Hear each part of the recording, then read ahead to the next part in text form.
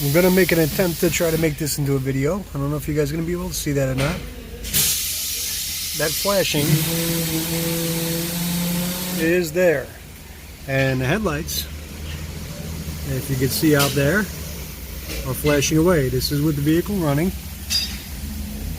Okay. And there's our headlight switch right now. So we get this little flashing that happens here. And that was the customer's complaint. Right away, people start thinking AC ripple, everything else. My question was, why does it seem to be affecting things that are just affected by lighting? Don't mind all the commotion behind me here. We got tires going in, we got oil changes going on, we got suspension getting dropped in another car over here, so it's a lot of noise. But my first thought was, let's go down to the smart junction box, and I'll show you guys why. See if I can get up here and get you a diagram. Here's a diagram. This is our smart junction box. This is the blue and white wire that comes out of the smart junction box.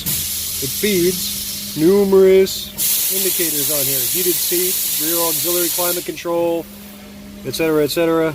Goes to, when you actually pull up the full diagram, it goes to pretty much everything. Now the dimmer switch is here. I wanted to see whether or not it was actually affecting the dimmer switch, which I went to the back of the dimmer switch. Sure enough, it was. My next move then was to go down towards smart junction box. That is the blue and white wire coming out. All I needed to do here was verify that the power input coming in here from this fuse was okay. It stayed perfectly steady. There was no excessive voltage change or anything else on there. We already had the had a voltmeter on it, no lab scope, but I had a graphic multimeter on it. And then went down there and verified that the logic grounds that go across here, the black and whites, are there. There's no change in any kind of switch input there. The dimmer switch, whether it's plugged in or unplugged, doesn't seem to make any kind of a difference there. And the headlights, if we followed out all the wiring diagram, would also go into another board that's within that smart junction box down there. So I have not unplugged it yet. I'm going to shut this thing off for a moment. And by the way, there's your AC ripple. The vehicle is off right now. And they were thinking alternator, but as you can see, that's not a valid, that's not even a valid thought at this point. Just notice the park indicator also blinks. So if I turn the headlights off, it takes a moment to respawn. There they go. And once I turn those off, that blue and white wire goes back to being dormant.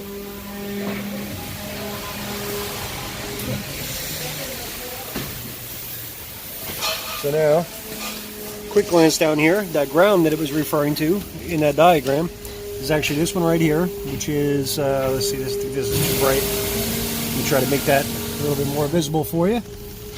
It's got some corrosion in there, but I don't see any other corrosion up there. But what I do see up here is rust. And I don't know why we got rust, but I don't think we're looking at a flood car here. I think what we might be looking at is some water intrusion. So I'm going to start off by going down to the connector here with the blue and white, and we're going to disconnect that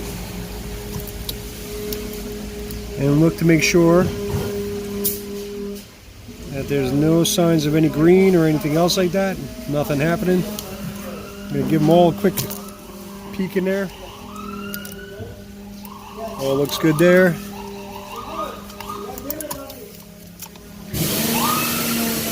All looks good there. And what I expect here is that it's just going to be a bad smart junction. And there we go again. See why it's easy to make videos for you guys? Yeah. Let's see here. Now I got this one connector back here. Try not to swing this door open, but the door is ridiculous. Let's see. Come on. Come on, unplug. There's our big connector. No signs of water intrusion, nothing like that. And then one more small connector here, which they have wires tied into, but they do not appear. See those wires up there? They're not supposed to be there, but does not appear to be related in any way. Now those wires, let's see, what did they go to?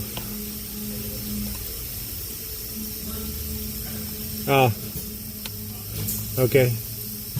Those two are,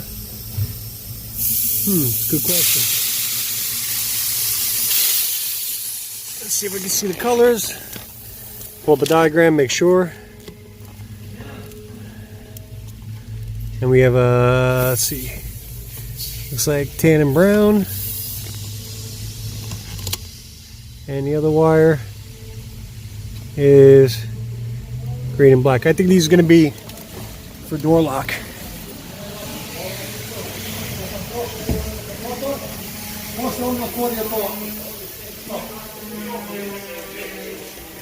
That's what I think we're going to find here. I think we're going to find that these are going to be for, yeah, that's what it's going to be. That's going to be for the door lock.